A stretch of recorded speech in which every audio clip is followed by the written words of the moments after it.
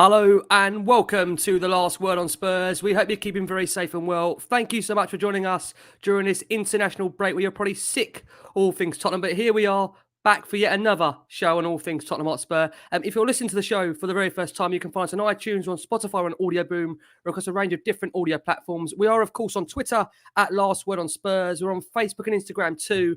And for better or for worse this season, we're hoping it's for the better, we're also live on YouTube. Now, I'm also delighted to be joined by three returning guests. One of them, of course, on our channel a lot of the time, but he's had a bit of a break for essentially the last couple of months. No transfers at the moment. They're coming back in January, so pleased to welcome back to the show one of our own, of course. We've got Jamie Brown from the Daily Hotpsur. Jay, how are you, my friend? You well? All good, yeah, all good. Thank you, Ricky. Yeah, great to be back on. And of course, after that performance on the weekend, it's kind of nice to be positive about Spurs. I'm obviously not the pleasure this season of reviewing some of those Conference League games, but I'm just happy to be kind of back on and discussing a win finally, because definitely feels in a slightly more positive place at the moment, the club. Totally agree. Yeah, I think the win at the weekend definitely makes us feel all a bit better. As for though, I know many will feel maybe that's just something to kind of grab onto in the scheme of things. Also pleased to have back on the show. He's covering a lot of our Europa Conference League tonight, and that's whether a good or bad thing, depending on if you're massive on those. Delighted to have Frankie Major back on the Last Word on Spurs. Frank, how are you, my friend? You keeping well? I'm good, thanks for asking, Rick. Just echoing what Jamie said, it's much better doing these shows when we've put in a good performance and got the 3 points or won a game. It definitely makes things completely different. So good to be back on off the back of the Villa game. Totally agree. I would wonder, Frank, what you would have been like before the Villa game. So I'm sure we'll be touching that during this show. Also pleased to have back on the show one of the podcasts I always go to listen to on a Monday morning, one of the great ones out there. And we've got the brilliant Vass Koni from the Dr Tottenham podcast. Vass, how are you? I say long time no speak. I think we spoke before the season started, in case I'm mistaken, before that City game. How you finding it? Have you been well? Yes, well, thank you. Freshly back off holiday, so I'm nice and refreshed. Avoided all things Tottenham while I was away because they were annoying the hell out of me. And it just happened to coincide me being away with the defeats at Palace and Chelsea, so I didn't miss too much by the looks of things. But they say a week's a long time in football, but I think a day is a long time in football these days, honestly. Yeah, I think it's fair to say with Spurs, we've had a pretty much, it's been a drama-fueled season already, and we're only in October. You just think, what is more to come? We're still in all the cup competitions. Some may be surprised to know, but listen, we're still in a position in the league where you look at it, and this is the worst thing as a Tottenham fan. Although we sit here and say it's a season of transition, we can't help but look at the top four. We can't help but looking at the top three, the top two, even the top one. We're not far off the top, but we're going to start with initially some news today. We heard Spurs' Managing Director Fabio Paratici speak. And Jay, we'll start with you because essentially Paratici believes that Tottenham are one step up despite a mixed start to the season. Of course, we topped the Premier League at the end of August with those 3 straight wins. And then coincidentally, we lost the next 3 in September to Crystal Palace, Chelsea and Arsenal, all really convincingly. 3 London derbies that really put the pressure on Nuno Espírito Santo going into that game against Aston Villa at the weekend. Just sum up how you feel right now about the club going into this international break. Firstly on the interview, I mean, it kind of felt like a very typical Tottenham interview where it did seem very kind of a PR move to kind of make sure everyone knows that we're on the right sort of track. I know, on the Last Word on Spurs and maybe other shows we've kind of discussed, just the direction, do we know the direction of the club? So it felt as though that interview was kind of, the timing of that interview was very much kind of to reassure supporters. So I didn't really read too much into it. Yes, it's been such a strange season for Spurs so far because I think, we started pretty well. And then, of course, we went on that really poor run and then we go and produce a performance like we did on the weekend. So it'll be interesting to kind of know where we're at, because against Newcastle, we could go and produce another sort of performance that we saw against Palace or we saw against Arsenal or Chelsea. So, I want to see Spurs go and be consistent now. For me, it was a big surprise to see us produce that sort of performance that we did on the weekend. I was very concerned after those 3 defeats that maybe Nuno wasn't the right manager for Spurs. But I think the response that we showed on the weekend was really impressive, actually. And it definitely has kind of changed my mind. Yes, I'm not going to get carried away. I want to see, as I said, I want to see this continuing on. I want to see us now go to Newcastle and produce a similar sort of performance. But I just thought the response was, I think it showed character as well. I think after going on a run like that, it can be really difficult to kind of I think it's difficult to get into a very bad state, but we went and beat a very good Aston Villa side. I think we were very unfortunate not to have won by more, but it was a very good performance. So, as I said, it'll be interesting to see kind of now where we're at after the international break, because our form has been incredibly mixed. So you don't really know kind of where we're at as a team at the moment. So I'm looking forward to the next couple of games after that performance, but I'm still definitely apprehensive as to where we're at as a team. Yeah, I mean, Frank, let's come around to you, because, I mean, if you look at that interview, what Paratici, part of it, what he's saying for him is that, he's made it clear that the results can be up and down due to the nature of the Premier League, but he's actually called on the team to be more balanced and focus on achieving the target. He says in every season you're going to have ups and downs. In the Premier League, it's very difficult because the competition is so high and you can lose against everybody. Bearing in mind, you look at that start we've had, Frank, the 3 straight wins, then the 3 straight defeats. I think it's fair to say for any Spurs fan, it's been a tricky start, and it doesn't help when the manager appointed is the 7th, 8th, 9th, 10th choice. How have you found it looking from afar, just in terms of how Spurs have started the season so far? Well, firstly, at least we're getting communications from somebody at the club, from the sporting side, the directorship, because we've never had that before. Daniel Levy very rarely speaks in public. He only, in my opinion, comes out and speaks when he has to, when he's forced in a corner, which he was to a point when he came out previously and spoke. So that's quite refreshing. And it does seem like Paratici, anyway, he does have some sort of plan, and there is some sort of structure in place. I just think personally that the start to the season hasn't been great, because if you look at the first 3 games, which we won, the 3 1-0 victories, we were quite lucky against City. I know we had a good second half. We played well. We didn't play too particularly well in the first half. So it was, again, to beat Manchester City without Harry Kane is a fantastic result. So I'm not going to be too critical of that performance, but it wasn't great. The Watford game was pretty similar until that free kick, which was quite lucky. We struggled to break them down. It wasn't fluid Spurs like we were used to under Pochettino. And I think going into, obviously, the Palace, the Chelsea and the Arsenal games, we weren't particularly playing that well anyway. What happens to this club is, I do believe that we've been very unfortunate, because off the back of those first 3 games, albeit they weren't classic performances, but we got 9 points from 3 games. We kept 3 clean sheets. The international break then comes along and absolutely puts a stop in our tracks. As to the momentum we actually had, it's ridiculous. I mean, I don't know a club that had a worse international break rather. To come off how we came off that break was farcical. I mean, what happened in the Brazil and Argentina game, it's ridiculous. It's never been seen in football before, and obviously it included 2 Spurs players, obviously.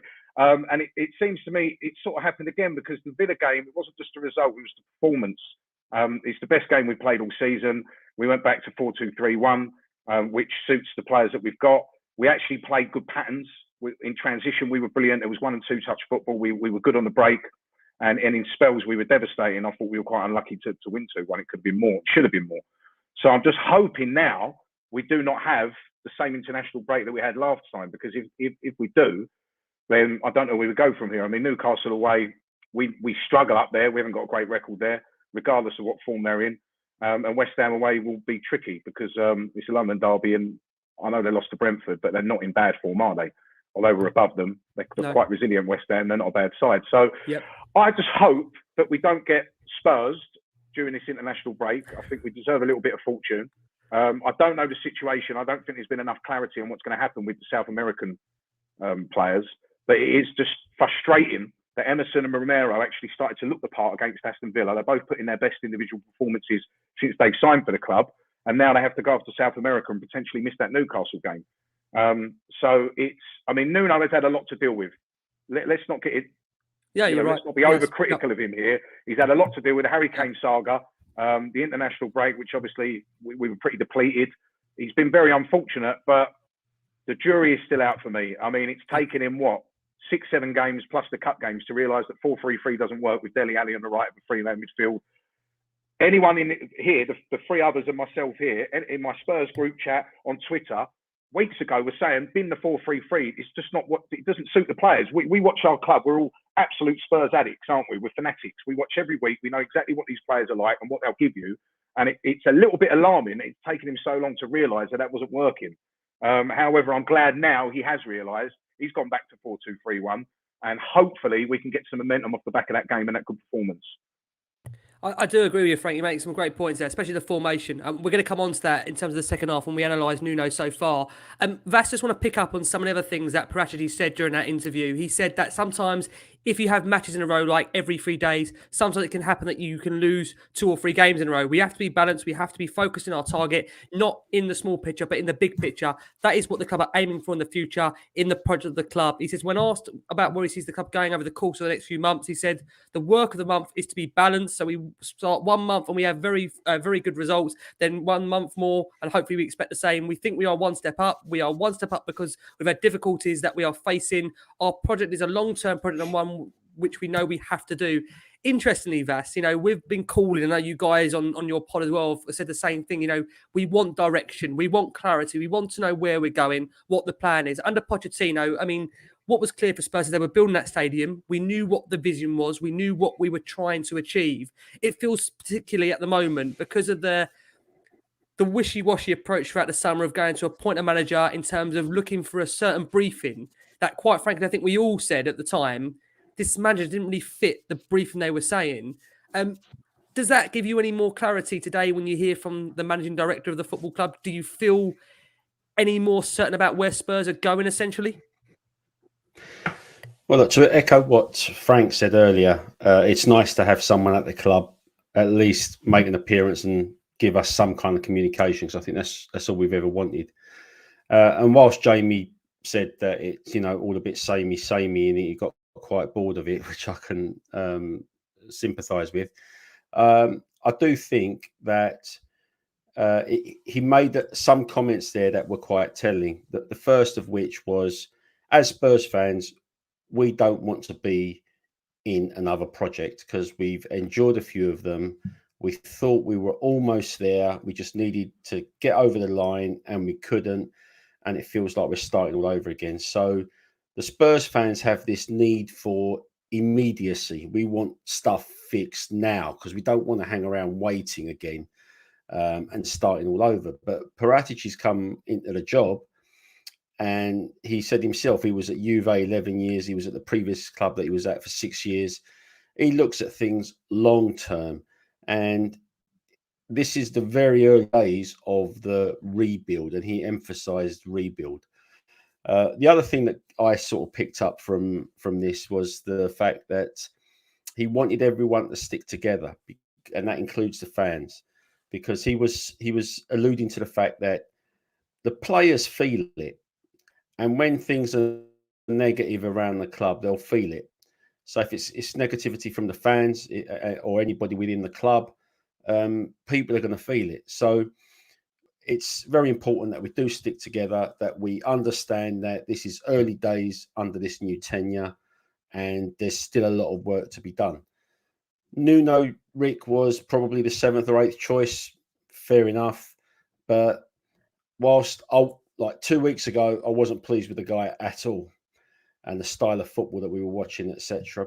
But I've, been trying to reflect, and following on what Frank said, there's been issues after the international breaks. And it seems as though every season, as soon as a team gets into some kind of forward momentum, we get these bloody international breaks disrupting any momentum that you can possibly have. And then, of course, you get players come back injured. We got COVID. We got them isolating in Croatia and matches abandoned. We had the whole Harry Kane saga, and he didn't come into the fold until we were already 3 games into the league season.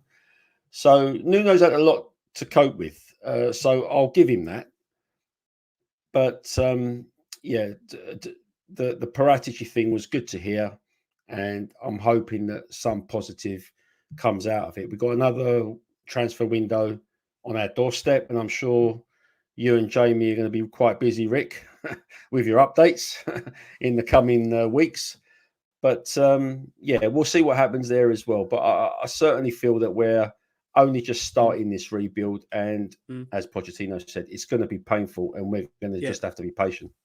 I know it's absolutely no coincidence that Paratici speaks about Spurs and where they're going, and Jamie's back from the Daily Hotspur on the day of which potentially we've been sparked with loads of transfer rumours, which we are going to come on to. But Jay, just to pick up on one of the things, Paratici did go on to say that it was clear Spurs needed to make changes to that playing squad after missing out on the Champions League place in each of the past 2 seasons. Of course, in the summer, Spurs managed to bring in Pierluigi Golini, Christian Romero, Emerson Royale, Pape Matasar. Of course, he's actually on loan at the moment back at his parent club. One's obviously to keep an eye on. He looks a real promising player for the future. And Brian Hill to be also part of this rebuild. He's actually singled out this season youngsters Tanganga, Oliver Skip, and Dane Scarlett for the part they're actually playing in terms of being actually part of Spurs' DNA, as we often see Daniel Levy referring to it. But if you had to analyse so far, Jay, Paratici's, I'd say, impact to the club and what he's done over the summer, what would you rate it so far? Because I know our very good friend Lee McQueen only a week ago said, "Where's he gone? He's gone missing," but he was back on the bench at the weekend. No, do you know what I do definitely like Paratici. I think in terms of the maybe the transfer targets, I was quite impressed with a lot of the players that we were being linked with. I know going into the summer, I think my expectations were quite low. I think we were looking at players like Joachim Anderson, who went to Fulham, and then of course we kind of step up to that next level when Paratici came in. We go for players like Koundé and Romero, who are seen as 2 of the top young defenders. So in that kind of sense, I was really impressed by the level of players that we were trying to target. And then, of course, you saw Lautaro Martinez being linked. Of course, Dusan Vlahovic, who's had a fantastic year in Serie A. So I've been impressed by kind of the level of players that we've been targeting. I think some of the younger players that maybe we did look to bring in this summer, we brought in this summer. I think Matasar, I think he looks as though he could definitely be a good kind of a shrewd signing as well for a pretty low fee. And of course, Brian Hill, I think eventually he's sort of a player that I think will come good. I think for a player like that, I think it's going to take a while for him to become adapted, to adapt to the Premier League, to adapt to being in a new country. But I think you can see there's a talented player there. So I think that the frustrating thing for Spurs fans is that maybe we felt as though we didn't quite do enough to make us competing at the level this season that we want to be at. So I think that's the frustrating part. But I think obviously where we are as a club, it was very difficult to kind of bring in that sort of level player when we don't have the Champions League football, we don't have the European attraction. So I think he was in a very difficult position where we wanted to get back to a certain level, but obviously we just don't have that kind of that attraction at the moment where we've got Nuno Espírito Santo, of course, not quite as attractive manager as maybe Jose Mourinho was for other players.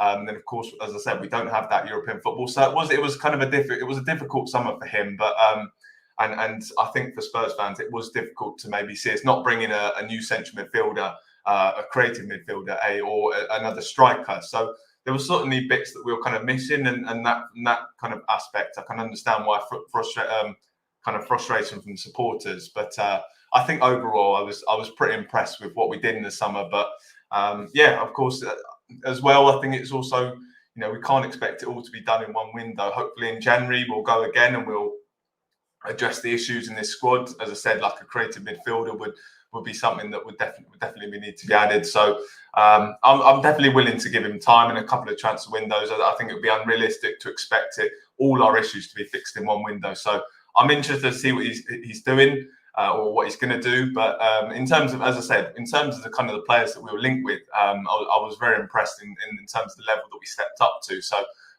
yeah, I'm interested to see what he's going to be doing in the future. So let's see what happens. You're on mute, Ricky. We're getting there. One of the clear things, Frank, that he was saying during this interview, he kept reiterating the case that it is a rebuild. It is going to take time, rather than it being done, like Jamie said, across one window. All right, it's not just our pod that does that then. Oh, it's good to know. It's good to know. But Frank, just on this point, how long do you honestly think it is going to take for us to say, do you know what? We have got the squad that we need. Are we actually ever in these next couple of years going to be at that point? Or do you think it is going to be a continual process? Because we keep using this term rebuild. We keep using this term restructuring.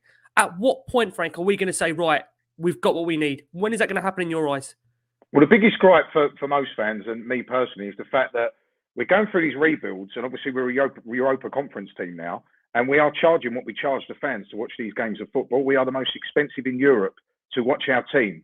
And it's cheeky, let's be totally honest, because the standard of football and going through a painful rebuild, how can we be X amount? I mean, my season ticket compared to, I know obviously it's different areas and we're in London, I get that, logistics, etc., and the area, but how can we be that much more expensive than the Manchester Cities and the Liverpools to watch our team when they get to watch what they watch for in some cases half the price? So I think that's a major gripe amongst the fan base, because we are very expensive to watch.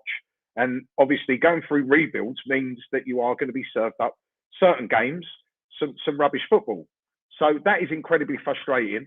I don't disagree with Jamie that the window wasn't too bad, in a sense that everyone wanted a new right back. Whatever you said, the whole fan base wanted a new right back. We got one.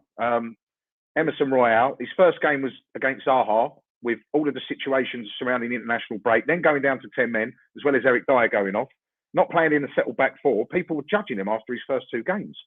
It's incredible because of what Vass said. We want the instant success. And he looked brilliant against Villa. Everyone wanted a centre half. We got Romero, who was a coup in my opinion. Best defender in Serie A last season. Notorious around Europe as, you know, the next big centre back. I think that was a fantastic signing, and obviously Paratici's used his contacts and his know-how to get that signing over the line, so that was on him. Fantastic addition in my opinion. I did say to you on the last word on Spurs I've done with you, Rick, didn't I? I said he's top draw. I did, and he'll come good. And I truly believe that. I just think that the problem was, Brian Hill, again, a great prospect. The problem was we didn't sign any players for now who were prem-proven, expensive signings. I'm not saying expensive signings always work out, but I'm saying paying above the going rate to get a signing for now who hits the ground running and walks straight in the team and improves the 11. We didn't make any of those signings. And as per usual, we are always 2 or 3 players short in the squad in key positions. We've got one senior striker at the club. That's a fact. I know Son can play the 9 role, but you know, look at the Wolves game. He's spot on. Yeah, I agree. Sorry, he's not an out-and-out 9. He can't play with his back to goal, Son. He's taken away his key attributes of running in behind from outside inside. And we do need a creative midfielder. However, the one thing I will say is they were banking on selling Tanguy. They were. And I think with the money and the wages they would have saved on selling him, they probably would have got a creative player in. However, I do think, and I think the whole fan base can agree with us, that the board could have done more. And the fact is, same old Spurs, we are always a little bit light in the squad in a few key areas. Rinse, repeat. It's been happening for years now. And I think that's incredibly frustrating. First, just on the point there that Frank's mentioned about the squad, you know, Paratici saying that for him, that we have to believe and we have to be positive that this feeling is going to be transmitted around the football club.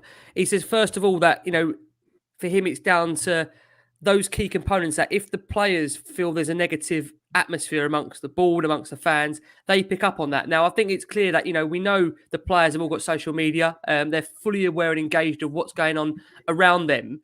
Just how much does that affect them, do you think, on the pitch by just the atmosphere of the fans? So when it is a negative window, in our opinion, and there hasn't been the strengthening of, like Frank says there, another striker, another creative midfielder. I mean, there's that argument that we haven't got that player. I mean, we know, don't we? You know, Vinicius contributed, I think, 10, 11 goals last season. Bale was 16. That's 26 goals you're taking out of the squad. Many will feel that we actually haven't then put that back into the squad when you look at the fact that, you know, we are short on goals. And you think to yourself, well, Kane and Son, they're going to be the main contributors this season. How much does the squad pick up on that negative aspect of the fans and the media drive here for you? Listen, I think they can pick up on certain things. Obviously, social media is there for everyone to use. It just really depends how much notice they take of it and how much noise they listen to. A lot of their stuff is done by their management companies in any case, but you know, of course, like Instagram, for example, would be one place where they'll probably post their own stuff. Listen, I think in terms of squad additions, we know that the squad needs bolstering. We need, as Frank says, day one starters coming in. I personally do believe that the money will be there. There's a few questions coming up on the chat about, oh, look, Newcastle are going to be the next things that are going to be flush with money and we're going to be pushed further back. And we're not ever building for now. It's always a project, etc. One of you guys said earlier we could see what direction we were going in before. I think it was you, Rick, when we were building the stadium and the training ground and everything, and we knew we had a plan and where we were going. I firmly believe that once the stadium was finished, Spurs will start spending money. We bought Ndombele, we bought Lo Celso, we broke our transfer record, and then, of course, COVID came along. Well, now that we seem to be coming out the other side, hopefully, and we're getting events back at the stadium. We had the AJ fight. We've got NFL this weekend and the following weekend. We've got other concerts lined up, etc. The money is going to flow. And that's where the proof of the pudding is going to be. Okay, so this is the zenith now. This is the moment that Daniel Levy's been working towards. He wanted to put the infrastructure in place to lift us into one of the top tier clubs in Europe. And he wanted something that was going to generate the kind of revenues that other clubs like Man United, etc., didn't have to work as hard to generate because they've got worldwide fan bases. You've got PSG, Man City, Chelsea with oil money and God knows what other money where they're getting it from, but it's not very legal, I wouldn't have thought. But nevertheless, they're all flush with cash and we weren't. And now we're in the position, we put ourselves in the position where we ought to be flush with cash. So what happens now? What happens now is you need to start spending and you need to show your intent. Frank may be right. Maybe we were banking on moving on in Ndombele in the summer, but we were linked with Lautaro Martinez. All right? You don't get linked with £90 million players if you aren't serious about moving in for them. So in the end, the window was a little bit muted, but it was muted because we got a lot of dead wood that we need to shift. And all our fans have been saying the same thing. Get rid of this player, get rid of that player. So this is what we need to do. We need to free up salary space in our outgoings. And the way to free up salary space is to move players on. So that's what we did in the last window. We brought a few in. Let's see what happens in January. And more importantly, let's see what happens in next summer's window. Because I don't think the club will have really the excuses not to go out and add meaningful players to this squad. It'll be interesting, Vass, won't it, to see what the club do, of course, in January and the summer, because like you guys have touched upon there, hopefully now we're coming out of this pandemic, there should be more money there. You know, Paratici, you would think if he's been brought in by Daniel Levy, there has to be, you would think, the funds there available to entice him to come and take the job in the first place. So, like maybe you guys are right, we're at the start of this new process. I won't keep saying rebuild because it drives madness the hell out of me, that word rebuild, because we've been in that position for such a long time. But what we're going to do is we're going to go for a very quick break for our listeners on audio. Taking you into that break, you're actually going to hear the full length interview of Fabio Paratici talking to Spurs TV, giving his thoughts, of course, on Spurs' start to the season and the plan ahead. And like I say, for our watching audience on YouTube, and thank you so much for joining us, we are going to be cracking on now to discuss Nuno Espírito Santo's time at Spurs so far. Will he be the man to lead Spurs back to the promised land? And the promised land's been a very, very long time away to say the promised land. But Jay, let's start with you on this, because I think, to be fair with Nuno, as many Spurs players do, they do divide opinion. And obviously, of course, it's been a rollercoaster start to the season for Nuno. He had those 3 straight wins, as we said, in the Premier League. Couldn't have asked for much more in terms of how it started, but that swiftly went downhill with those defeats to Palace, Chelsea and Arsenal. And I've got to say, you know, before that Aston Villa game at the weekend, there was massive, massive pressure, massive speculation over his job. Pretty much we saw from many media outlets reports saying the players are unhappy. Those typical reports you would see coming at the end of a manager's tenure. Well, Nuno's just started. So I'd love to get your thoughts on you as to where you see Nuno. I know, speaking to you personally as we're doing our WhatsApp chat, I know you haven't been massively convinced so far. So Nuno's future, where are you at, Jay, for you? Yeah, I think firstly, Frank made the point at the start of the show. He walked into an awful situation. Again, he was sort of like the 7th choice manager. And then, of course, Harry Kane's situation, he had to really deal with that. Then he, of course, had players coming back late from maybe being at the Euros and the Copa America. So he had a lot of very difficult situations that he's had to deal with already. And then, of course, we had the international break. You know, we went on that 3-game run, or we won to get all of those matches. And then after the international break, we had players coming back late, key players coming back late as well. I think Romero came into the team and showed that he's now going to be a very key player for this team. So he's kind of had a difficult situation, and it does also feel as though we have brought in a manager that's kind of, I think he's definitely similar in the way I'd compare his style of football when it has been compared to Jose Mourinho. He's obviously that pragmatic type of manager. And of course, I think the club wanted him to play more attacking football. So I think he's trying to kind of now coach a brand of football where he's not so kind of confident with. So I think that he's still learning himself in terms of the right way of doing things. I was very worried after those 3 matches, seeing some of the stats that we were producing. Of course, I think we were, nearly bottom for a number of attacking stats. So that was obviously very concerning. But I think the response that we showed at the Villa game was just very impressive. He's made the exact right changes. I think even during the match to kind of concede the way we did. And then, of course, you hear the atmosphere in the ground. It was dead silent. I think many teams and many Spurs teams in the past would have kind of just rolled over and lost that match. But, we kind of showed some character, and that kind of shows that the team does kind of believe in the manager. So I was very impressed by the response. I was very impressed by the changes that he made to the team. So that definitely kind of gives him some sort of credit. But as I said, it's now going to go and showing that consistency now. I want to go and see us produce those sort of performances against Newcastle, against West Ham, against Manchester United. So as I said, I'm interested to see kind of where we're at now. I was very pleased seeing the impact that Romero had coming into the team. I think he's kind of it's difficult not to get carried away. As I said, it was just one match, but it was very impressive to see the impact that Romero had coming into that team. We've seen with a number of teams, Manchester City, I think it was last season, with Ruben Diaz coming into the team, Virgil van Dijk at Liverpool. It shows you when you bring in kind of a really top defender or a top attacker, it can elevate the rest of the team. So it was very pleasing to kind of see the start from Christian Romero, and maybe that might be a big factor for us. And hopefully he can, stay fit now. And then of course we saw Emerson Royale. Hopefully he can get consistent now.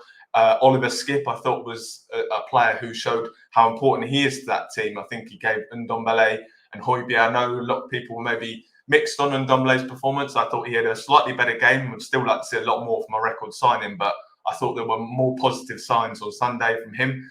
But I think that's because we had, with the addition of Oliver Skip, I think that we really missed him, or having that kind of presence where we've got someone who's sat in front of the back four, who's kind of doing maybe more of the defensive work, allowing the likes of Højbjerg to get forward and Ndombele to get forward and have more freedom. So, as I said, I was very impressed by the changes we made, but hopefully we can go and show that kind of more consistency now in terms of those performances, because we had 3 very difficult performances, but now we've gone and produced a very positive one. So I hope to see more positive performances from Nuno's side. So yeah.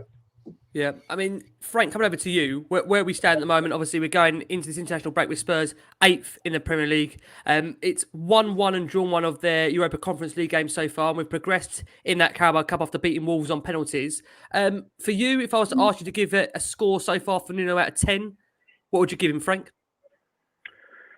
That's a good question, because as Jamie said, we were bottom of the running stats, which is a minimum requirement for a professional footballer to put effort in. And that was really alarming. And as I said, we have had for over 90-minute games in important matches, not Mura at our new stadium. We've had one performance this season, and that was Aston Villa for 90 minutes over the course of the game, where you would, hand on heart, say we definitely deserved to win that game. We were the better team. That's the first time that's happened this season. So, I mean, a 6 is probably being generous. Jamie, also, you made a very good point, because Nuno has never, I mean, at Valencia, I think he played 4-3-3, but he was only there a season and a half. Nuno's a 3-5-2, 3-4-3 manager. He's come to Spurs and he's trying out all these different formations. So I don't get that. I mean, I'm not going to be overcritical of Nuno. He's been here for 10 games in total, and I'm not saying get rid of him. I'm not saying I've been too impressed either. But is he trying to force himself to be something he's not? Because the best success that he had at Wolves in the Premier League, which is where it counts, we're a Premier League club playing Premier League football, he never played this formation. And is that also, Frank? Because, I mean, as you know, you was on the show and we had Michael Bridge on. You know, Spurs were heavily linked with Adama Traore. Do you think by not getting, that kind of player, or not getting a player to complement Harry Kane, i.e. a Lautaro Martinez, a Dusan Vlahovic, a player, again, we're very keen on, by not having that striker that we've seen at Wolves, like you said there, he has played also 2 strikers up front, the same as he played at Valencia. Has he had to compromise his playing style to try and make this work with the players that he's got to his disposal, do you think? possibly, because Adama Traore, whatever you say about him, he's still got the best dribbling stats and ball carrying stats in the league, so he gets you up the pitch.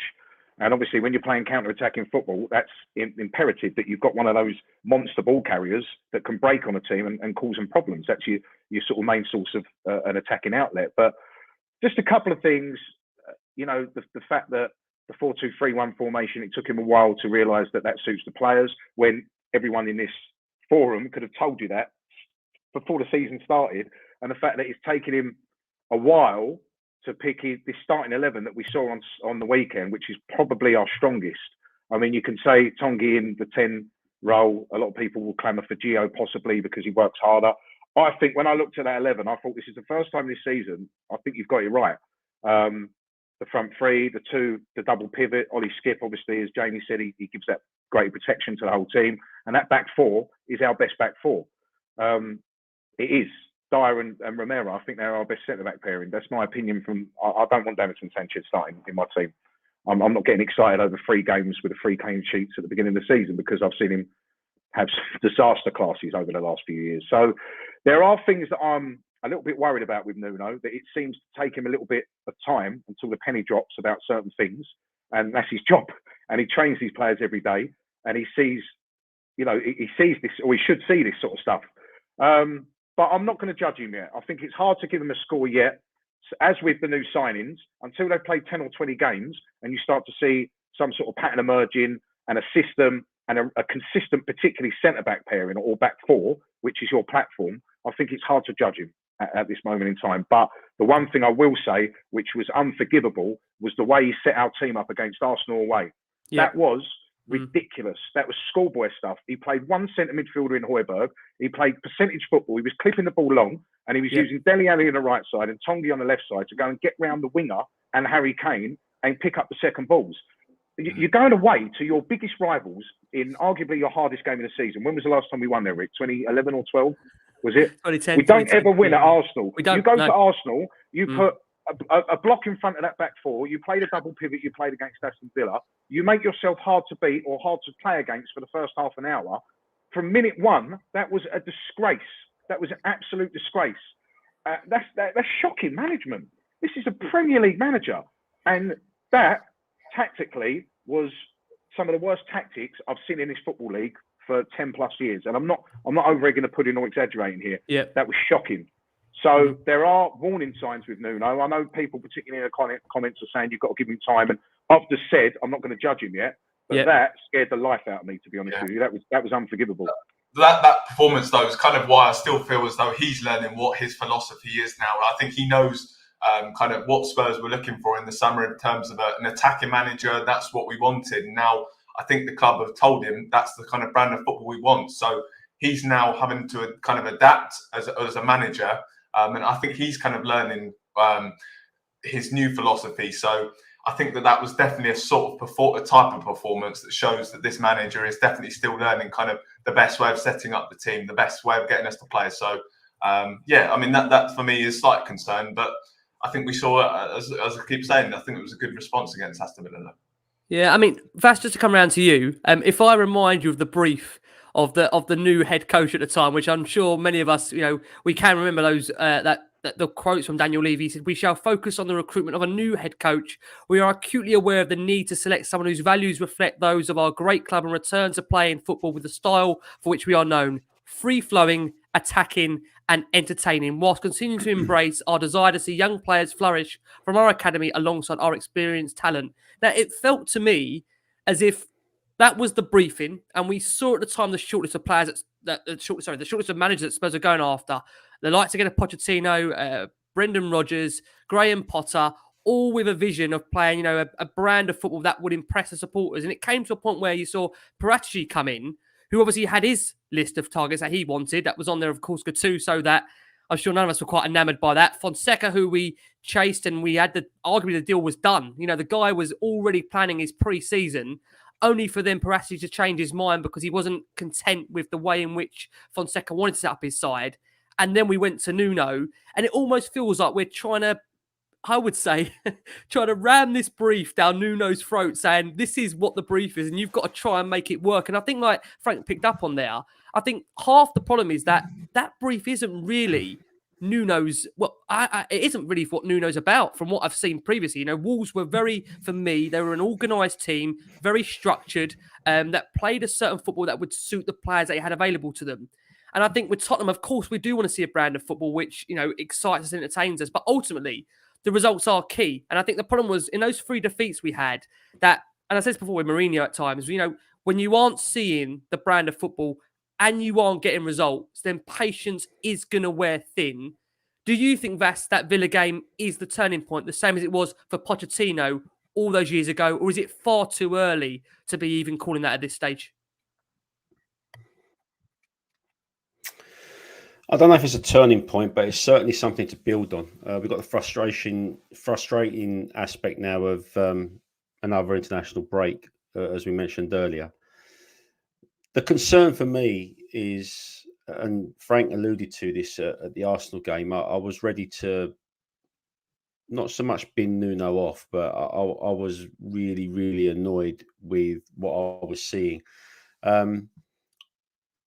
And I will also say that I thought we've had 2 good games this season. One was the first game against Man City, and then the Villa game. In between, though, I was bored shitless, if I can say that on here. So you want, Vass? So you want? Yeah, the Wolves and Watford games were nothing. It was just like AVB all over again. It was like Mourinho all over again. It was just nothing to it.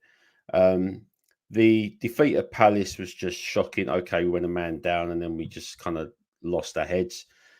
The Arsenal game, out of all the games, was the most concerning one of all because, as Frank said, we lined up in a 4-3-3. We nullified the skills of both Dele Alli and Ndombele by asking them to play wide. We had Højbjerg on his own in the middle, who also kind of went walkabout at some point. We're trying to pump the ball long, and we just basically surrendered the game to Arsenal. The worrying thing for me, though, was that it was evident from the start of that game, and most certainly after we went 1-0 down, what was wrong. And Nuno didn't react until after half-time, and by that point, we were 3-0 down. Okay? So Nuno needs to be learning on the job. He needs to think quicker, and he has to react quicker. Okay, we saw a game when Mourinho took over after Pochettino against Olympiacos in the Champions League. It wasn't going right. We were behind in the game. We needed to win. He pulled Dyer off after 26 minutes or whatever it was, and he made a tactical change. That's what Nuno should have done against Arsenal. So there's concern there as far as I'm concerned. And going back to how we're playing at the moment, yes, 4-3-2-1 suits us because we still have a playing squad that is suited to 4-2-3-1, sorry. And that seems to be the only system that's going to suit us. We've got these players, we've got attack-minded players. We've been buying attack-minded players like Ndombele. We've got Dele Alli. We bought Lo Celso, who was an attack-minded player at Betis. And we're bringing them in and we're asking them to play under managers like Mourinho and Nuno now, who are intrinsically defensive-minded first, and asking them to do a different job. And it's all getting stifled, and it's like a machine that's backfiring, and we need to find our rhythm, and hopefully we found it against Aston Villa. I don't want Nuno out just yet, but I need to see what happened against Villa at the weekend. I need to see us build on that, because if we get more of what we saw in the previous games, sadly, I don't think Nuno's going to last very long. And you're right, Rick, he could be getting pressure from above to fit the football to our DNA, whatever that is. And he's trying to make adjustments. The the fact is, it may not be his normal style of playing, but he's probably sitting there thinking, okay, I'm at Spurs now. I've got these players. I need to incorporate them. I need to play a certain way, and he's trying to adjust. Hopefully, Villa was the first step towards that. Yeah, I mean, also what's key for me, Jay, is do you think he actually knows what his best team is yet? Because I know this is something that's been picked up on by many people. You know, he's had that situation where, of course, at the start after that Man City game, and obviously the good run we had, he obviously lost Romero, he lost Sanchez. Forgive me, obviously he also lost in there Lo Celso as well. And then we had the injury subsequently to Bergwijn. I think also Song also picked up an injury before that as well.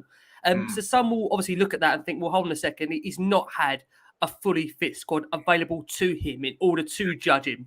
I know many people said it's only Tottenham that this could happen, where Spurs, he wins the manager of the month, we want to sack him the month after. I mean, that can't happen to many clubs. I mean, we are a very special club in many ways. Our fan base, we are very special. And I will say, you know, speaking as a Spurs fan, I think we also are, our patience can wear thin. And that's by, you know, what we've had to go through the last couple of years and the squad and what we've seen.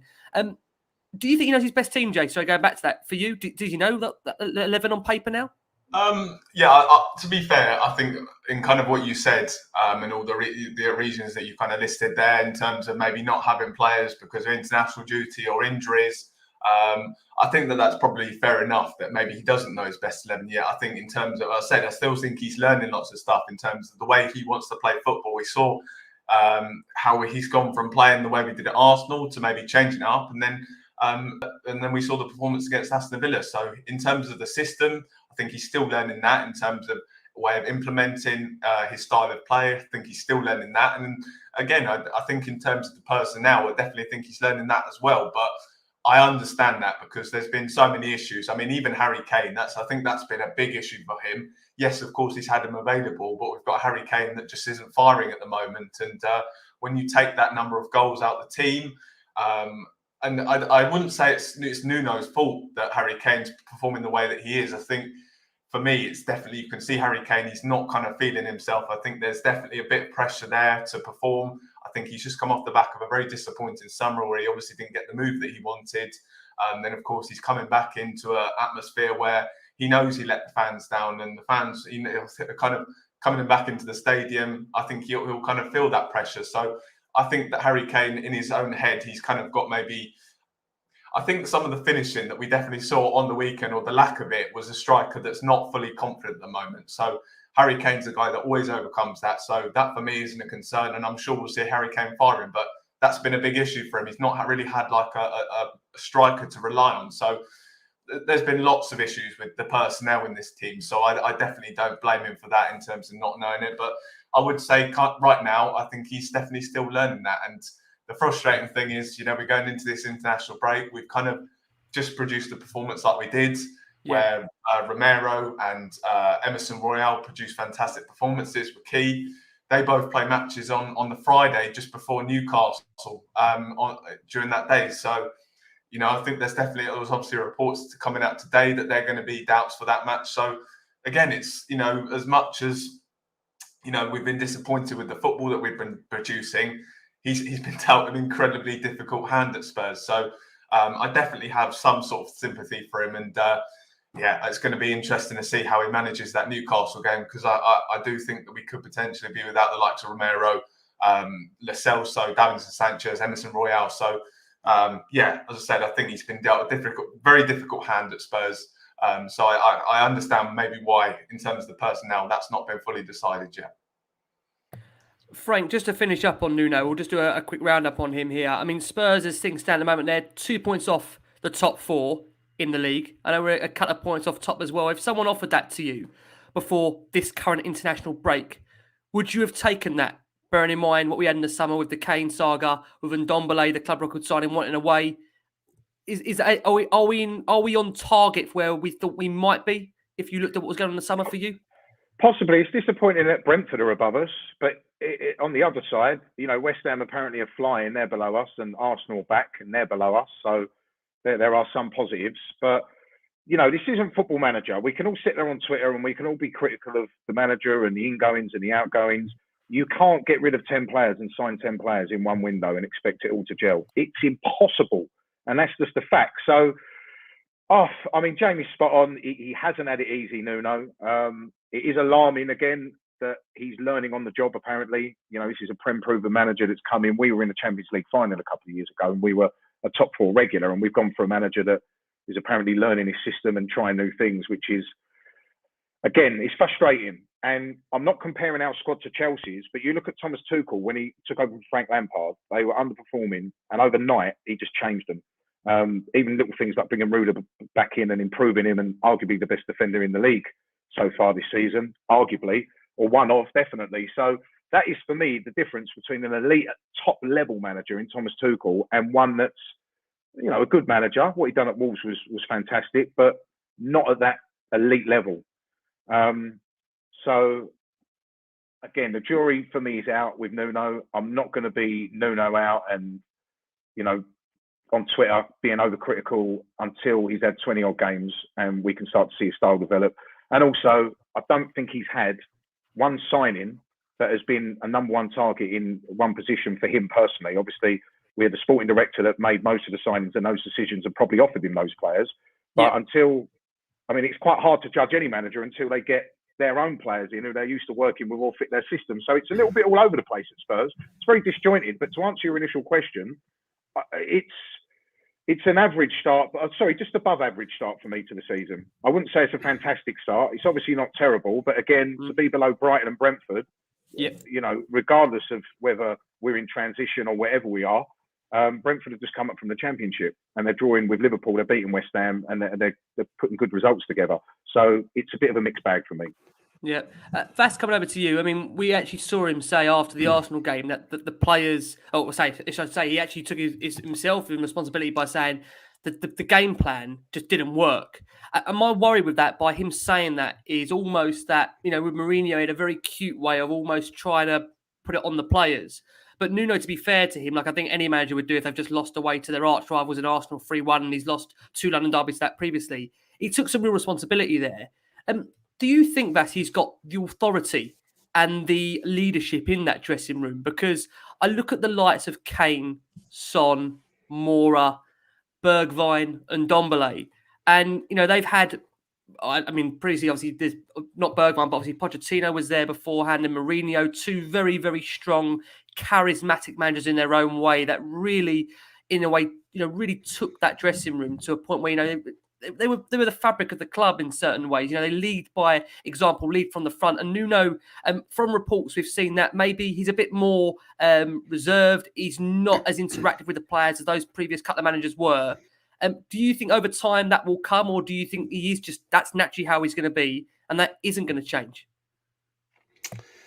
It's tough. Nuno obviously isn't a big name in the overall scheme of things. He isn't a Conte, for example, or anybody like that, or a Ten Hag who was rumoured to come in, who, Champions League experience. Nuno isn't that guy, so he's going to have to work differently to get these players on side.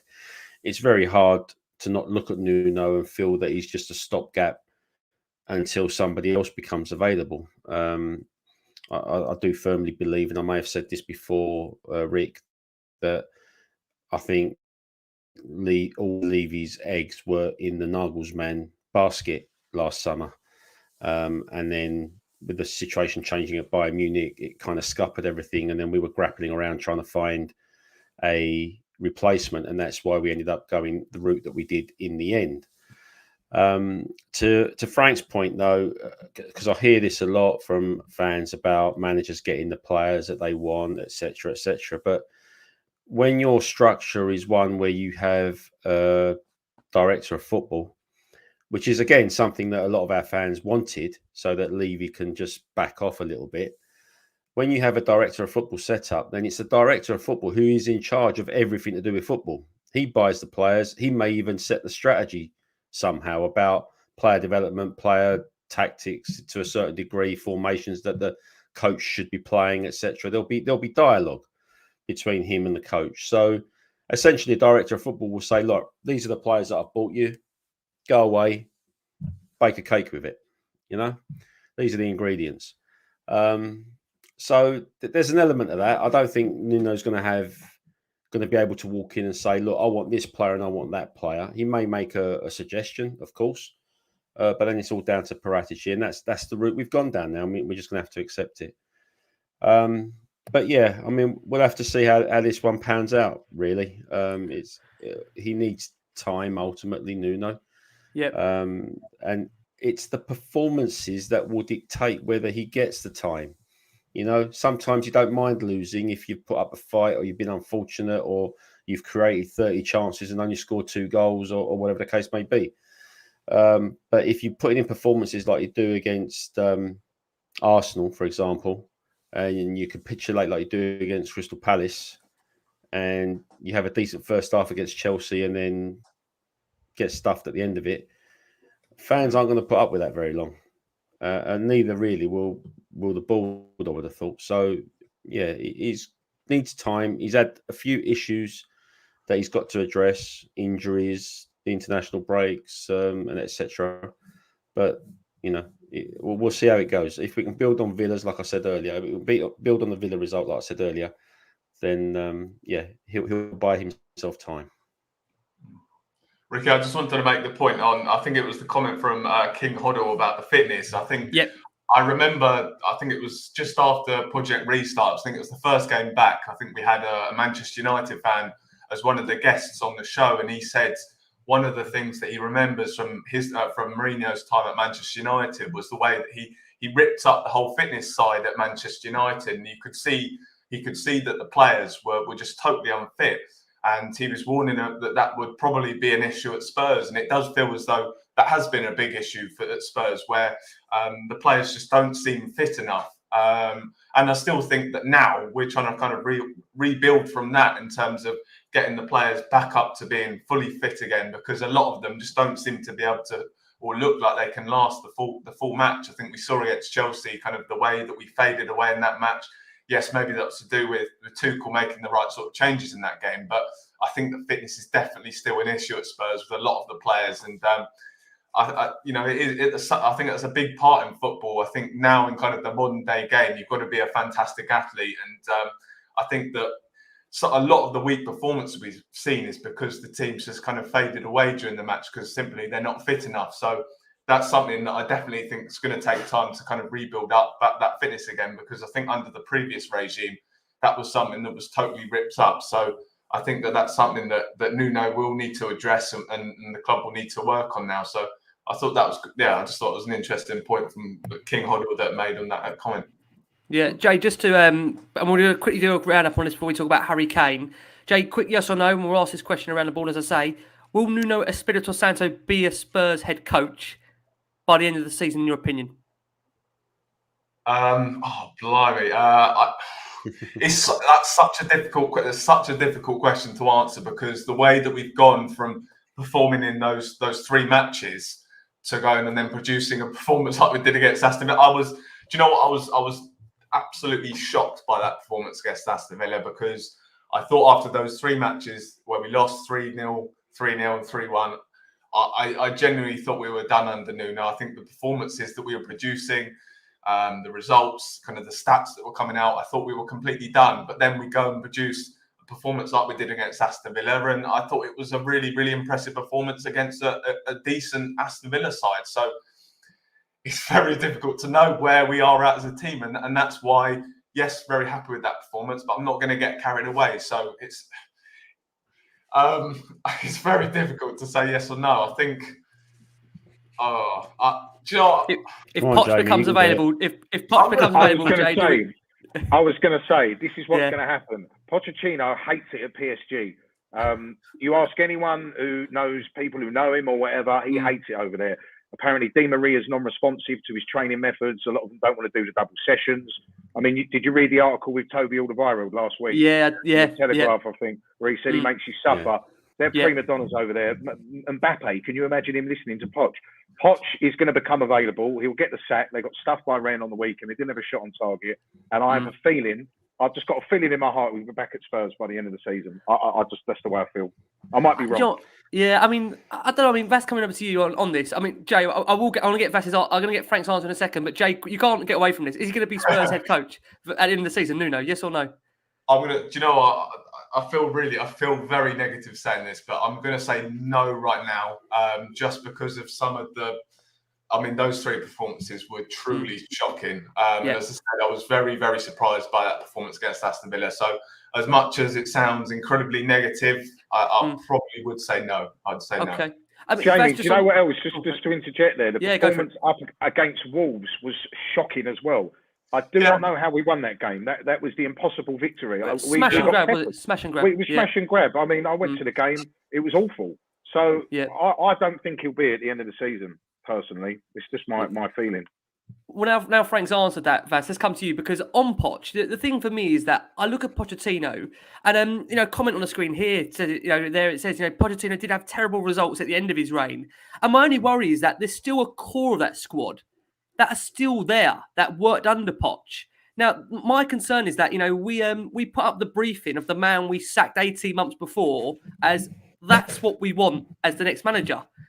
And I just find it baffling. I know as much as Poch loved the club, and I loved Poch, and I'm not going to be a hypocrite here. Towards the end, every player, in my opinion, from what I could see, stopped performing for him.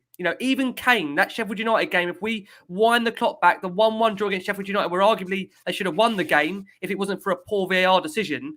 Even Kane, there wasn't the run in there, and I don't doubt the players loved him, but every manager has their time where unfortunately it comes to an end. And I would love it to come back and Pochettino for it to work under him.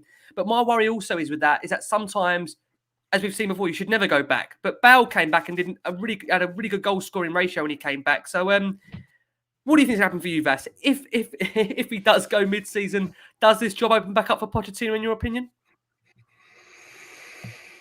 Well, it seems as though the briefing for our new coach, the job description, seems to have been made to suit what we had in Pochettino. So I think it's all kind of leading towards that. It says to me that the board have regretted their decision. Okay, and we're scrabbling around now trying to come up answers. But I think Frank mentioned the Toby article in the Telegraph, and one of the things that stood out for me in that one was just how much the Champions League defeat affected all of the players and also Pochettino.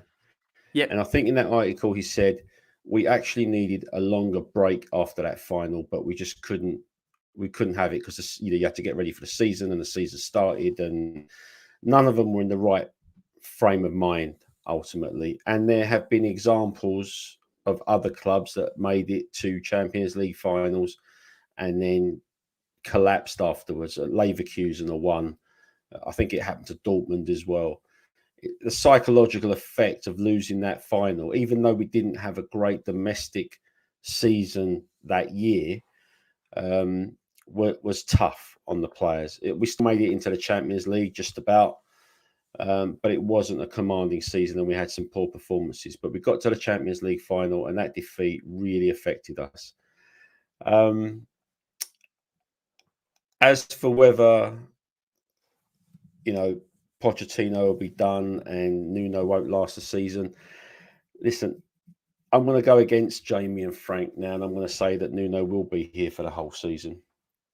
And that's only because I don't know whether the club will want another stopgap.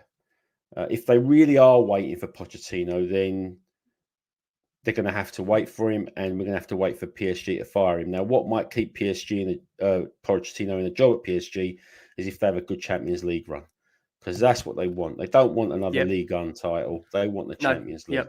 And he's doing well in the Champions League so far. So if he carries on doing well in the Champions League, then he'll be there. Frank's right. He doesn't like it in Paris. He wants to be back in London. I think his family is still here, so it's a difficult situation for him, and he'd love to be back.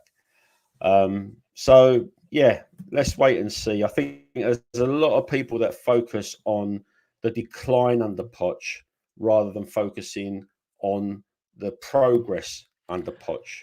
I'm definitely one of those, Vass. I think I'm one of those. I think a lot of people are, Rick. Yeah. I think a lot of people You'd be surprised, Vass. You'd be surprised. A lot of people are quite negative towards him, which... I mean, he didn't win away for 11 months. Obviously, it collapsed, didn't it? It wasn't just the fact that we scraped over the line, finishing top four and that final. I think psychologically, we'd had so many near misses. with title runs and FA Cup semi-final losses. I think mentally the squad was shattered. Now, personally, my only reservation about him coming back would be if the Winkses and the Delis, who I personally think need to move for his own career, mentally he needs a refresher. If they all get another go, then I'm not for it. If they all get another go, then no. But he was the one calling for a rebuild. He was the one that wanted to sell some of his key players. He saw it coming, didn't he, Frank, before all of us? About the furniture, wasn't he? The Gary Lineker interview. Yeah. He saw it coming. This is what I would say about Poch for me. Is that I do agree with one thing you say there, Vass, that Pochettino saw this rebuild coming before us all. You know, and the biggest crime that we always did was we went 518 days without signing a player. That in itself, for me, was it crucified, whatever Spurs we moved stadiums twice. We moved stadiums twice. Do you know how hard that is to move stadiums and surrounding dynamics twice? And he didn't sign anyone for a year. And listen, it did turn sour at the end, and I know it fell off a cliff, but even Toby Alderweireld said in that same interview, Poch is more clever than me because I didn't see that coming. But he foresaw it before anyone. Mentally, the players that had checked out, the Ericssons and so on. So I think that Pochettino is the best manager we've had in my lifetime. Yeah. And I love the man, but I don't know. Sometimes going back to what you had, it doesn't always work out, does it? So we'll see. Yeah, they say you should never go back. I hear that. It's a warning, definitely. But I think if it's given Pochettino the break that he needs, and if it's given Levy the realization that what he had was a good thing, and he should have listened to Pochettino, who knew better than Levy. Levy doesn't always know better than everybody else. So if these guys can reset their mindset and get refreshed, it's a bit disrespectful to Nuno now because we're talking as if Poch is going to be our next manager come what may. It's subjective, isn't it? It's subjective. You're right, though. Yeah. Go on, Jay. Let's see what happens. If Nuno turns it around and he gives the club a decision to make, to keep on because he's doing well, then exactly. Yeah, this is a non-conversation. If if the form picks up, agree. Yeah, just on Pochettino as well. During his time at the club, I think he was very much the perfect manager at that sort of time for Spurs. I think we all knew. I think Vass made the point at the start of the show. During that time that Pochettino was at the club, I think we were always going to be very much limited because we were trying to build a £1.2 billion stadium. Frank said it that we were moving stadiums, so he was kind of the perfect manager at that time because he was able to deal with those limited resources. He was able to get the best out of what he was given. So it was very frustrating at the same time because you knew that there was definitely more to come from Pochettino because what he was doing with limited resources, you just wonder what he could have done with maybe, we'd have been in that stadium, we'd have just been in one stadium, we'd have had that money to spend from that's generated from the new stadium. So I think there was also definitely that it was frustrating that he had to work under so many constraints at Spurs. So I think it would definitely be interesting to see what he'd be able to do if he was given all the tools necessary because, as I said, it definitely felt as though he was missing bits in his first time at Spurs. Yeah, I must add, obviously, like Vass says there, we don't want to be too disrespectful because there is a current head coach in charge at Spurs that did beat Aston Villa. Spurs, like I say, are still in touching distance of the top four, although we have to keep saying this thing that it is a transitional season. It's what we say is it's rebuild is still going on, and it's one that I say that we have to give it time, I guess. So we are going to go for our final break of the show for our listeners on audio. After that break, we'll be discussing Harry Kane and closing the show with some of your listener questions that you've sent in to us. And like I say, for our listeners and watchers on YouTube, we'll get into that right now. Vass, let's start with you on this. Harry Kane, 7 Premier League games, no Premier League goals. He got a 22-minute hat-trick during the week, as we know, in the Europa Conference League. Where are you with Harry Kane? Will he regain that form in the Premier League for you? Tell me, what do you reckon? Mate, I think I could have scored the 20-minute hat-trick against Moura and I'm in my mid-50s. So, I don't know about that last one, Vass. That took some... No, it was an excellent hat-trick. I'm being a bit glib now. It's concerning, for sure, that he hasn't scored in the Premier League. He had some opportunities on Sunday, which is good because prior games he weren't even getting any opportunities really. He looked a shadow of himself. I think this whole saga from the summer has been hanging over him. and it's affected him. No question about it. So he needs to get his head tuned in with the rest of his body, as it were. Understand that he's definitely a Spurs player, and he is Harry Kane, and he knows what he can do, and he's got to start doing that. Really, I think I said on our own Dr Tottenham pod at the weekend, I think if he can get the first goal, it'll be like a champagne cork. It'll all start flooding out once it's been popped. So let's hope he gets that very soon. Hopefully against Newcastle. Yeah, I mean, Frank, let's come around to you on Harry Kane because, listen, so much speculation about Kane in general, just in terms of his overall demeanour over the course of the last few weeks, especially in that North London derby. And many fans just not sure if his heart is still within the club. Do you think, Frank, for you, that saga of the City has almost kind of come into this season and it has affected him? Or do you think it is the lack of games from him not starting the season? Because what I will say about Kane, to be fair, he doesn't ever have a strong August. He always only picks up towards the end of September, beginning of October. But I think if I said to you, Frank, before the start of the season, that we'd be sitting here 6th of October, Kane has not got a single Premier League goal to his name. Would you believe me at that point if I said that to you? I wouldn't have believed you. However, there's definitely a hangover because I truly believe he thought he'd be a Manchester City player. The media are saying it. Everyone in football's been saying it. I think it's obvious. I think he generally thought that move was done. He did not expect to be back at Spurs. The home game, was it the Villa game where he clapped to the fans that were there anyway? Yep. The last home game of last season looked like a goodbye. And I think, mentally it done something to him. Maybe he had checked out. However, I mean, there's a comment here saying that he was poor on Sunday, poor touch, etc. I thought his body language was better on Sunday than it has been for the previous weeks in Premier League games anyway. He could have had an assist if the Celso had finished that chance with that lovely little back heel, which was very creative. He should have scored. He went through one-on-one at the end, didn't he? It was a bit of a baggy touch off his chest on his left foot. And we've got creating chances at the end of the day. I mean, how many sitters have we put in front of him? Not many. So creativity, he can't do it all himself. And I back him to come good. I think now he's got his mind set on the fact that he is going to be a Tottenham player for the rest of the season. You would be, and I said it on the last time I came on here, you would be an idiot about Harry Kane. He is a proven, tried and tested Premier League player, goals and assists. And it will come for him, hopefully against Newcastle, but it will come. You can put your house on Harry Kane. But to answer your question, definitely the City speculation did affect him and have an impact at the beginning of this season, for sure. Jamie, coming around to you, Son is almost in such a way that he's absolutely relished, I think, the stepping up, hasn't he? I think he's actually enjoying. I know it's kind of, this has almost kind of happened without anybody seeing this kind of passing of the torch now, where Son, for me, is actually becoming almost Mr. Tottenham. And he's actually enjoying, I think, the responsibility of scoring the goals, the adulation of the fans now. I mean, in the summer, in the summer where Spurs were 72 days searching for a manager, Heung-min Son, at a time where Spurs fans were so low on the floor about where their club was heading. We obviously sacked Jose Mourinho and Ryan Mason as the interim manager, and still Heung-min Son committed to a new contract where, let's be honest about it, that guy, I mean, we've got to be honest here. This guy could be playing for, I think, anyone. He's that good for me in terms of the Premier League, in terms of Europe. He would get into many, many squads, if not a lot of the top 11 first teams in Europe. And yet he still decided to stay with the football club. Has Kane got the motivation to want to still be that main man at Tottenham for you?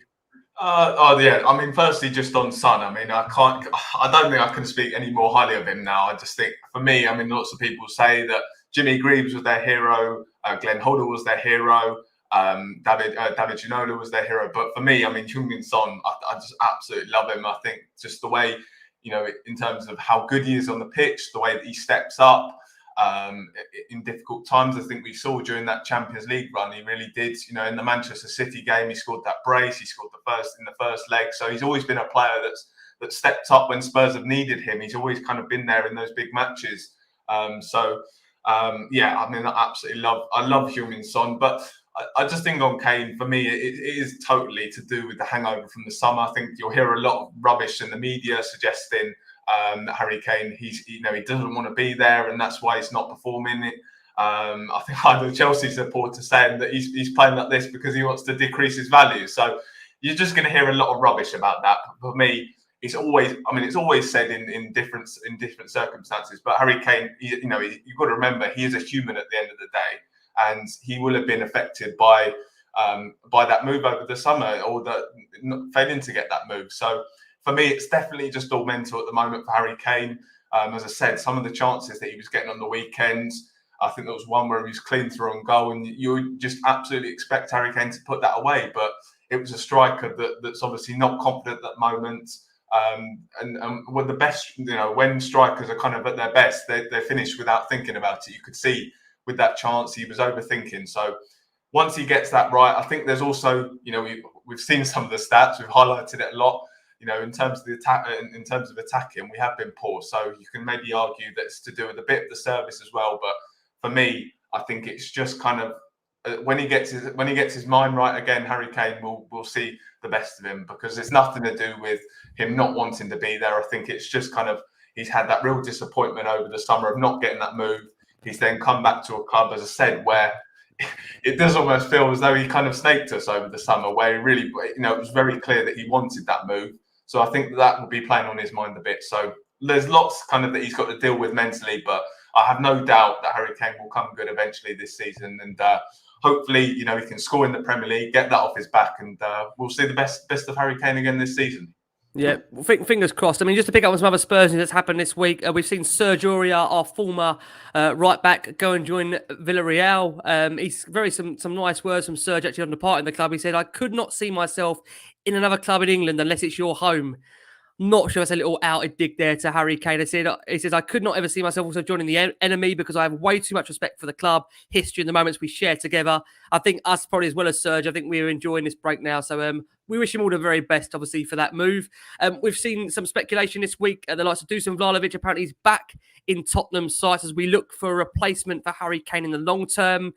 We've seen Spurs are also, from reports, ready to close a deal for Caligari midfielder Nahantin Nandez, whilst also looking at Julian Alvarez. Jamie, as you are obviously our transfer man, anything in this for us? We always get excited. I can't remember asking you about players already. It's October, not even January yet. It'll be interesting. I think the striker situation is something that we'll look to revisit. Obviously not based on anything. I just think, I think Alex de Gaulle did report it over the summer, is that we obviously weren't able to get Lautaro Martinez. I think he's going to sign a new contract. I think Fiorentina were very against selling Dusan Vlahovic. But we obviously had that sort of money available for a striker. We just wanted to get the right sort of striker. And I do like that strategy, because we've seen it maybe in the past with Rodon, when we targeted Milan Skriniar. We went for Rodon because we weren't able to get our top target, and then we go down to the Championship and we signed Joe Rodon, and it was a player the manager clearly didn't want, and it does almost feel as though we've wasted 11 or 12 million pounds on kind of a player the manager didn't want and that's never going to get used. So you want to go and see us paying the proper money for our top target. So I think that's what we did. Yes, we're obviously very frustrated that we didn't get that second striker, but I think the club wanted the right striker, and I think it's all come out. I think the Fiorentina president came out and said that Vlahovic isn't going to renew his contract, so maybe that's a situation that we'll go and revisit in January. But a long way to go yet for in January. So it will come around fast, Jay. It will come around fast.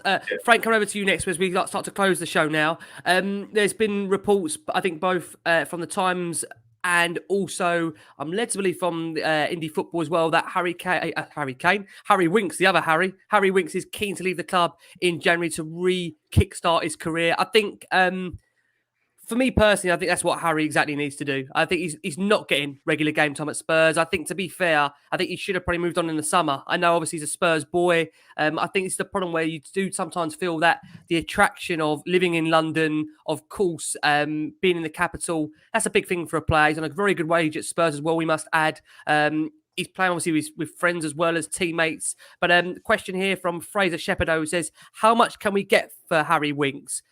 And what kind of hole is he leaving in the squad if he does go? And has he had enough opportunities under Nuno, in your opinion?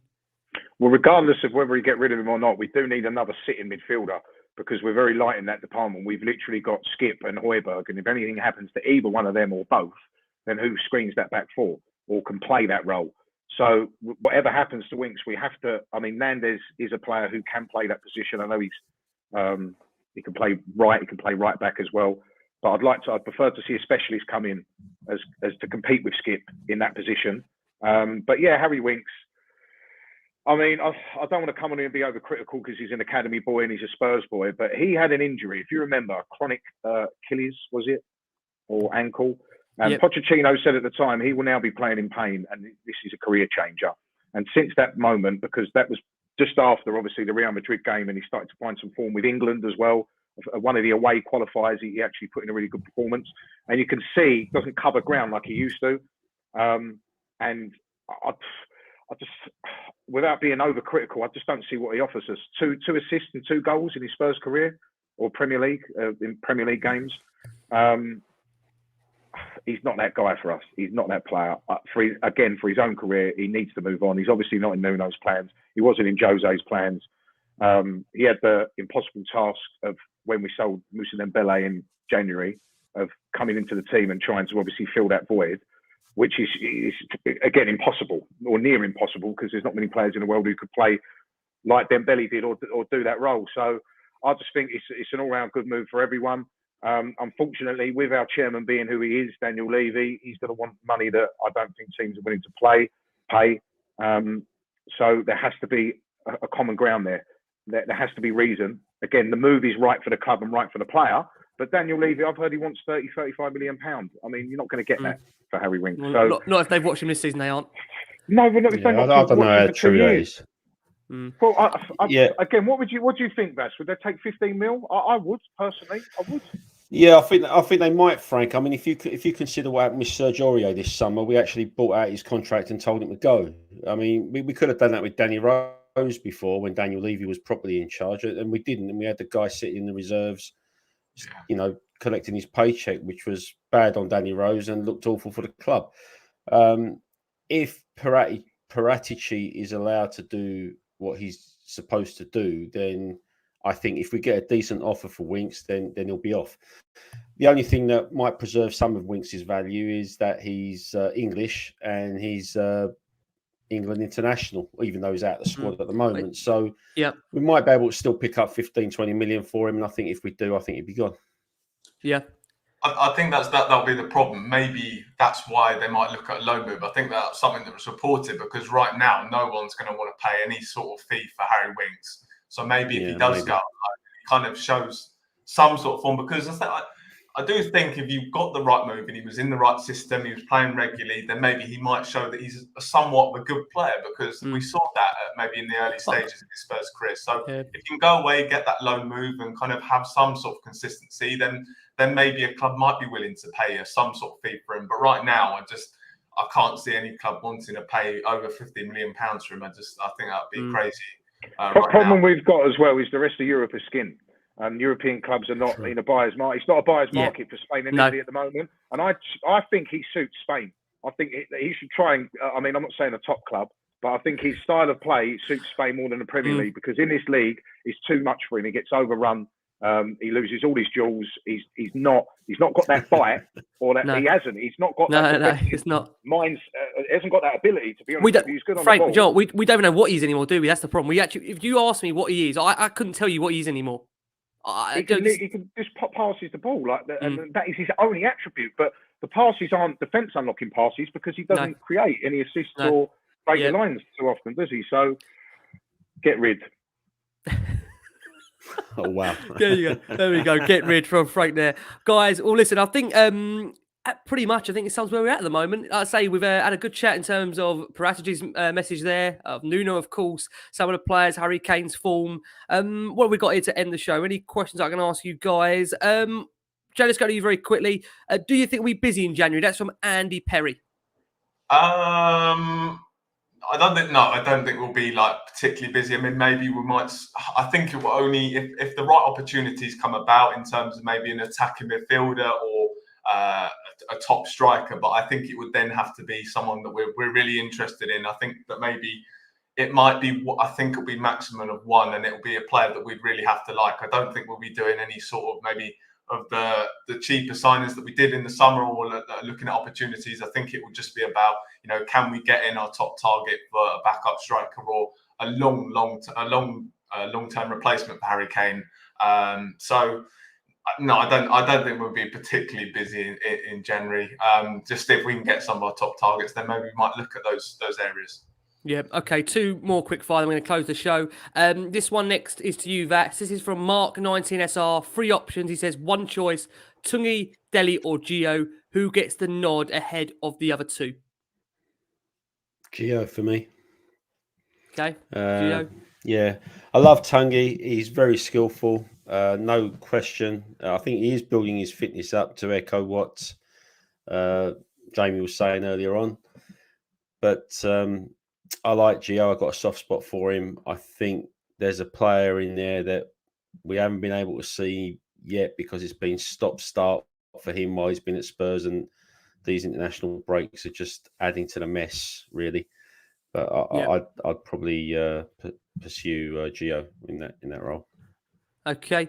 Frank, as things stand, you actually brought this up towards the start of the show, but we know Spurs at the moment, we understand they're losing their battle to get their South Americans back early. That means Emerson Royale, Christian Romero, Davinson Sanchez and Lo Celso are currently, as we understand, likely to play all 3 internationals, even there's big doubts for Newcastle, although that game's a couple of weeks away. I'm really tempting fate here by asking you this, Frank.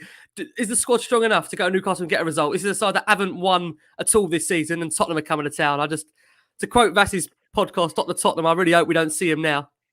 Well, if there's a player that hasn't scored in a year or hasn't scored at his club, or if there's a team that needs a win that hasn't won away for a year, it's always against us. And we what was our form over there for the last 10 years? I think we've won 2 or 3 games in 10 to 12 seasons. I'm not exaggerating. So it'll be tough. Obviously, Callum Wilson's back for that game. Lascelles is back for that game, obviously. It's just a shambles. And obviously, I don't want to get off subject, but FIFA, how they've commissioned that fixture 3 days before or 2.5 days before the European calendar starts again. It's a shambles. But it's outrageous. It's outrageous. But who comes in, I suppose, before it's Roden and Dyer and Tanganga, 3 of the back 4. The last time they played together, what happened, Yeah, don't remind us about that. Well, a certain Harry Kane hasn't scored in 7 Premier League games, fellas. So exactly. Yeah, he's due a goal. He's definitely due a goal. But it's typical Spurs that again, Emerson Royale and Romero put their best performances in for the club. They look like they're getting up to speed with the pace of the Premier League, and then another international break comes along and stops our momentum of that game as it did before. It's shambolic. So to answer your question, I don't think we are strong enough to come. To be honest with you, so let's hope something can be done because this can't continue with the international calendar like that. It can't. No, I agree. And like I say, between now and then, we've got plenty more shows coming your way. Let me say a massive thank you. First up, Jamie, lovely to have you back on. I know it's obviously I know a lot of people wondering where Jamie's been. Obviously, I know Jay, you're doing a lot of running at the moment, a lot of racing. Yeah. So we're trying to make it work in between your hectic schedule, and we shall try and do our best over the next couple of months, mate, won't we? Yes, no, definitely. I mean, unfortunately, I've got since we've come out of lockdown, I've started being able to go out to training properly. So I mean, that's been nice. But obviously, I haven't been able to get on the show, so a bit frustrating. But yeah, no, obviously, brilliant to be talking about a win again. Obviously, after those 3 performances, the 3 defeats, it was all looking looking very worrying. And I was kind of expecting to come on here after Villa and talking about another defeat, but really positive performance. And I think the guys said it's so frustrating that the international breaks come at this point, and it looks like we might lose more of the South Americans for the Newcastle game. But yeah, frustrating. But again, it was just nice to be kind of talking more positively about a win. So yeah, agree. And just for Jason's reference, fear not, January's coming soon. So me and Jamie will be very, very busy. So don't worry, Jason. We'll have a lot planned for them. I'm sure we'll be delighted to know that. Also, please have back on the show. Like I say, it's one of the podcasts that I listen to pretty much every week. The wonderful Vass over at the Dr Tottenham podcast. Those guys, one of the first out there. It's a great, great listen. You must go and check them out. Vass, always lovely to have you back on. Always enjoy your thoughts. And like I say, the great thing about you is I can listen to that and keep very level-headed, even if we win or lose. So it's a nice go to listen to on a Monday. So thank you as always. Lovely to have you back on, Vass. Well, thank you very much for the kind words, Rick. And it's always a pleasure to come on and join you and chat Tottenham. It's nice to come on after a win. So and if anyone wants to give us a listen or a follow at Dr Tottenham, we'd be more than pleased to have you on board. Yeah, please go and check it out. Great show. And also, Frankie Major, there's a comment that come up earlier about, are we having Frank on more regularly? Yes, we are having Frank on. I think I've booked Frank up for a course of about 4 or 5 games coming up. Whether that's good or bad, and Frank will let me know after these next few games if he can still manage it after what that's going to happen with our form. We'll find out. But Frank, really looking forward to having you on over the course of the next couple of months. It's fair to say cup games are going to be interesting with Spurs because they're coming thick and fast in the next couple of weeks. Yeah, of course. And a good friend of mine and a good friend of the show's, Anthony Costa. I hope we win for his sake, because that man will have a heart attack if we go on another run like we did before. But yeah, great to be on. Vass, by the way, what a great name for a Tottenham podcast, Dr Tottenham. Fantastic. I like Thanks it. Thanks a lot, Frank. Cheers, mate. But no, thanks, Rick. And I'm back on My soon, pleasure. so I look forward to being back on. Yeah. As always. Fingers crossed, Frank, we're having you back on after a win because, like I say, the positivity is always a great thing. I think this show, this is the hard thing because of the audience now. Trying to find that balance in terms of recording a show after games is always tough. So we will try our best. Lots of shows to come, of course. My thanks to Frank, to Vass, to Jamie. We are back this weekend with another big show coming your way. But most importantly, guys, as always, thank you for watching. If you haven't subscribed to the channel, please subscribe. But as always, most importantly, keep safe, keep well. And as always, come on, you.